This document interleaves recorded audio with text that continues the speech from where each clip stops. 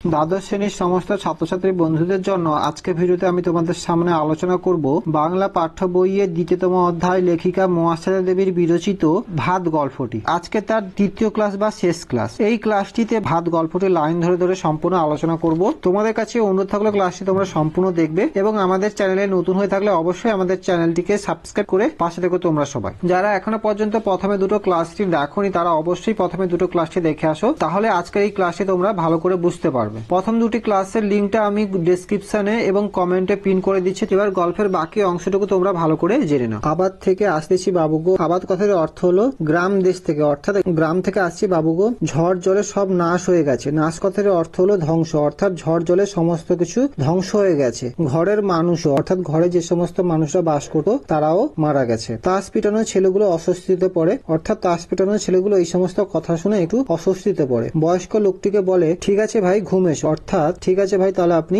ঘুমিয়ে পড়ো। উৎসব সত্যি সত্যি ঘুমিয়ে পড়ে, অর্থাৎ উৎসব সত্যি সত্যি ঘুমিয়ে পড়ে। ঘুমিয়েই থাকে সে অনেকক্ষণ। অবশেষে কার পায়ের ধাক্কা খেয়ে ঘুম ভাঙে তার, অর্থাৎ অনেকক্ষণ উৎসব ঘুমিয়ে পড়েছিল। অবশেষে কারোর একজনের পায়ের ধাক্কা খেয়ে তার ঘুম ভেঙে যায়।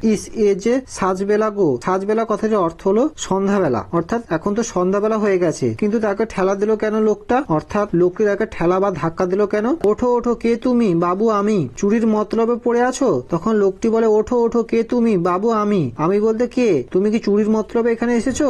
না বাবু, আমি এই বাড়িতে কাজ করছিলাম। ওঠো ওঠো। উৎসব উঠে পড়ে। তারপর সে অত্যন্ত ঘাবড়ে যায়। রাস্তায় বেশ কয়েকটি গাড়ি, লোকের ছোট ছোট জটলা, অর্থাৎ যখন উৎসব উঠে পড়ে এবং সে ঘাবড়ে যায়, দেখে রাস্তায় অনেকগুলো গাড়ি রয়েছে এবং কিছু কিছু জায়গায় লোকের জটলা বেঁধে গেছে। কি হয়েছে বাপু? কেউ জবাব দেয় না। যখন উৎসব জিজ্ঞাসা করে কি হয়েছে, কেউ তখন তার উত্তর দেয় না বা উত্তরে জবাব দেয় না। উৎসব বাড়িতে ঢুকতেই বড় পিসিমার বিলাপ শোনে। তোমার ছোট বেয়াই কি ডাকাতে সন্ন্যাসী আনলো গে দাদা, যজ্ঞী হলো আর তুমিও মরলে। অর্থাৎ উৎসব যেই বাড়িতে ঢোকে তখন শোনে বড় পিসিমা বিলাপ বকছে। বিলাপ কথাটি অর্থ হলো শোকগ্রস্ত অসংলগ্ন কথাবার্তা, অর্থাৎ বড় পিসিমা অসংলগ্ন কথাবার্তা বলে। তোমার ছোট বেয়াই অর্থাৎ ছোট পুত্রবধূর বাবা কি একজন হচ্ছে সন্ন্যাসীকে ডেকে নিয়ে এসছে, যজ্ঞী হলো তুমিও মরলে, অর্থাৎ যজ্ঞ হলো কিন্তু তুমিও মারা গেলে। ও দাদা তুমি যে 82তে যাবে তা কে জানতো বলো গো, অর্থাৎ ও দাদা তুমি যে 82 বছর বয়সে মারা যাবে তা কে জানতো বলো তো দাদা? তোমার যে 98 বছর বেঁচে থাকার কথা ছিল গো দাদা, অর্থাৎ তোমার তো 98 বছর বাঁচার কথা ছিল দাদা। বাসিনীকে দেখতে পায় না উৎসব, তবে খুব কর্মব্যস্ততা দেখে, অর্থাৎ উৎসব বাসিনীকে দেখতে পায় না, কিন্তু সেখানে দেখে সবাই খুব নিজেদের কাজে ব্যস্ত। কীর্তন না হলে বেরোনো নাই। কীর্তন কথার অর্থ হলো কীর্তন, কীর্তন না হলে বেরোতে নেই। কে যেন বলে, কীর্তন কি বলছিস বড় খোকা? বোনরা দিদিরা আসুক বড় পিসিমা বলেন, অর্থাৎ কীর্তন কি বলছিস বড় খোকা? বোনেরা দিদিরা আসুক বড় পিসিমা বলেন, অর্থাৎ বোনরা এবং দিদিরা সবাই আসুক বড় পিসিমা বলেন। চন্দন বাড়ছো কেউ, অর্থাৎ চন্দন কেউ বাড়ছো বা চন্দন কেউ তৈরি করছো। খাটের টাকা কে নিয়েছে? খাটের জন্য টাকা কে নিয়েছে? বাগ বাজারে ফোন করেছো, অর্থাৎ বাগ বাজারে কেউ ফোন করেছো। ফর্দদার দেখে নাও দিকি কেউ, ফর্দদা বলতে তালিকাটা দেখে নাও কেউ, অর্থাৎ তালিকাটা দেখে নাও কেউ একজন। খই ফুল ধুতি সব বস্তর উৎসব পাঁচিলের গায়ে সিটিয়ে লেপ্টে দাঁড়িয়ে থাকে। কত যে সময় যায়, কত কি যে হতে থাকে, অর্থাৎ খই ফুল ধুতি সব হচ্ছে ফর্দ হয়ে গেছে। সব বস্ত্র কথাতে অর্থ হলো মৃতদেহের বস্ত্র উৎসব পাঁচিলের গায়ে ছিটিয়ে বা জড়িয়ে লেপ্টে দাঁড়িয়ে থাকে। কত যে সময় চলে যায়, কত যে কি হতে থাকে উৎসব সেগুলো দেখতে থাকে। মস্ত খাট আছে, অর্থাৎ বড় একটা খাট আছে, রাতে রাতে বের করতে হবে, অর্থাৎ রাত্রি থাকতে থাকতে বের করতে হবে। রাতে রাতে কাজ সারতে হবে, অর্থাৎ রাত্রি থাকতে থাকতে কাজটি সারতে হবে। নইলে দোষ লাগবে, অর্থাৎ নইলে অমঙ্গল হবে বা অমঙ্গল লাগবে। দোষ কথাটির অর্থ হলো অমঙ্গল। অনেক তোড়জোড় হয়, মেয়েরা বসে কাঁদে। হোমযজ্ঞ করে বুড়ো কর্তার প্রাণটা যে রইল না, তাতে তান্ত্রিককে এতটুকু কুণ্ঠিত দেখা যায় না। অর্থাৎ অনেক তাড়াহুড়ো হয়, মেয়েরাও বসে কাঁদছে। হোমযজ্ঞ করে যে বুড়োকে বাঁচানো গেল না, তাতে তান্ত্রিকের একটু মাত্র মন কুণ্ঠিত বোধ হলো না বা মন খারাপ হলো না। তিনি লাইন করে ফেলেন তার ফলে বড় পিসিমা চেঁচিয়ে বলতে থাকেন, 3 ছেলে হোম ছেড়ে উঠে গেল যে, অর্থাৎ বড় পিসিমা তখন চেঁচিয়ে বলেন, 3 ছেলে যজ্ঞ ছেড়ে উঠে পড়লে যে, এসব কাজে বিঘ্নি পড়লে রক্ষে আছে, অর্থাৎ এসব কাজে বাধা পড়লে রক্ষা আছে। এ কথার আলোচনায় খুব সরগরম হয় বাড়ি, অর্থাৎ এ কথার আলোচনা বাড়িটা সরগরম হয়ে পড়ে। শোকের কোনো ব্যাপার থাকে না, বাড়ির উনুনই জ্বলবে না, রাস্তার দোকান থেকে চা আসতে থাকে। অবশেষে রাত 1টার পর বুড়ো কর্তা বোম্বাই ঘাটে শুয়ে নাচতে নাচতে চলে যান, অর্থাৎ বাড়িতে আর উনুন জ্বলবে না, রাস্তার দোকান থেকে চা আসতে থাকে বাড়িতে। বোম্বাই ঘাট কথাটির অর্থ হলো বড় পালঙ্ক, অর্থাৎ রাত্রি 1টার পর বুড়ো কর্তা বড় পালঙ্কে নাচতে নাচতে চলে যান। পেশাদারি দক্ষ শববাহকরা আধা দৌড় দেয়, অর্থাৎ যারা মৃত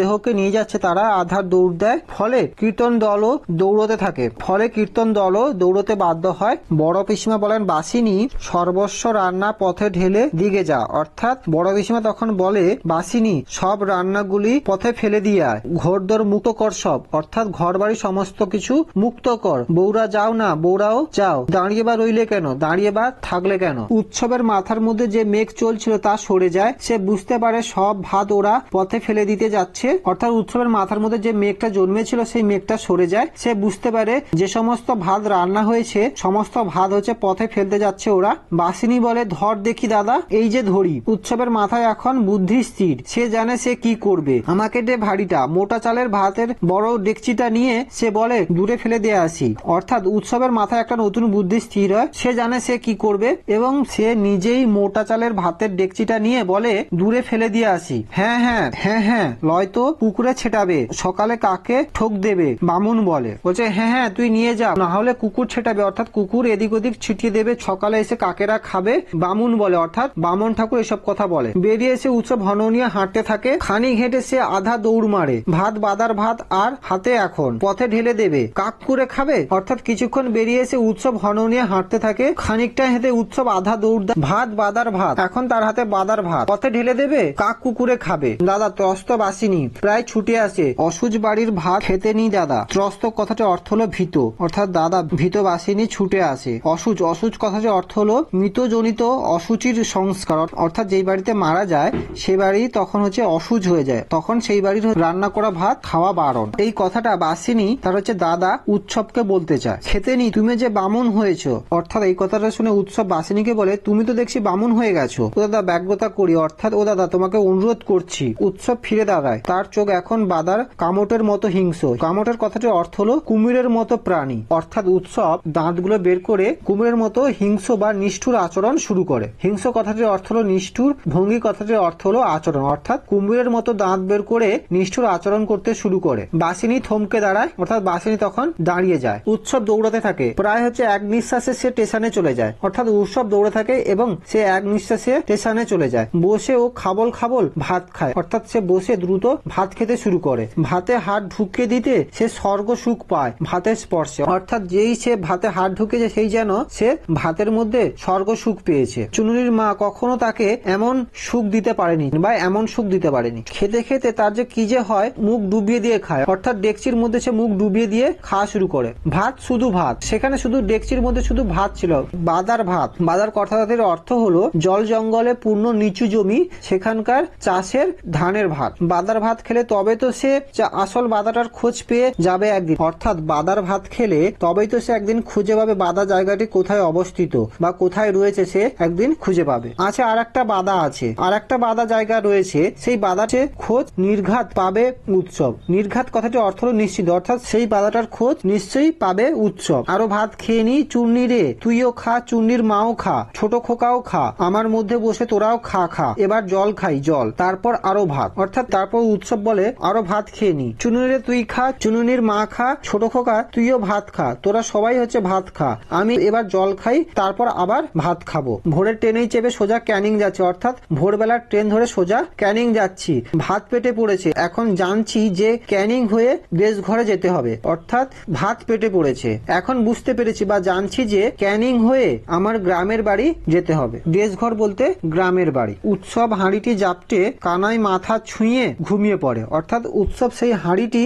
বা হচ্ছে ডেকচিটিকে জাপটে ধরে হাঁড়িটির কানা মাথা দিয়ে ঘুমিয়ে পড়ে। পেতলের ডেকচি চুরি করার অপরাধে সকালে লোকজন উৎসবকে সেখান থেকে ধরে ফেলে, অর্থাৎ পিতলের ডেকচি চুরি করার অপরাধে সকালে লোকজন উৎসবকে সেখানে ধরে ফেলে। পেটে ভাতের ভার নিয়ে উৎসব ঘুমিয়েছিল, ঘুম তার ভাঙেনি, অর্থাৎ সে এত ভাত খেয়েছে যার জন্য তার পেট ভার হয়ে গেছে, যার ফলে উৎসব ঘুমিয়েছিল, তার ঘুম ভাঙেনি। মারতে মারতে উৎসবকে ওরা থানায় নিয়ে আসে, অর্থাৎ সেই সমস্ত লোকজন মারতে মারতে উৎসবকে থানায় নিয়ে আসে। আসল বাদাটার খোঁজ করা হয় না আর উৎসবের, অর্থাৎ আসল বাদাটি কোথায় অবস্থিত সেটা আর উৎসব খোঁজ করতে পারে না। সে বাদাটা বড় বাড়িতে থেকে যায় অচল হয়ে, অর্থাৎ সেই বাদাটা বড় বাড়িতে অচল অবস্থায় থেকে যায়। আজকে ক্লাসটি এখানেই শেষ করলাম। তোমাদের 3টি ক্লাসের মধ্য দিয়ে ভাত গল্পটি আমি সম্পূর্ণ লাইন ধরে ধরে আলোচনা করে দিলাম। আজকে ক্লাসটি কেমন লাগলো অবশ্যই কমেন্ট করে জানিও, আর যদি ক্লাসটি ভালো লেগে থাকে তাহলে অবশ্যই আমাদের চ্যানেলটিকে চ্যানেলটিকে সাবস্ক্রাইব করে পাশে দেখো তোমরা সবাই।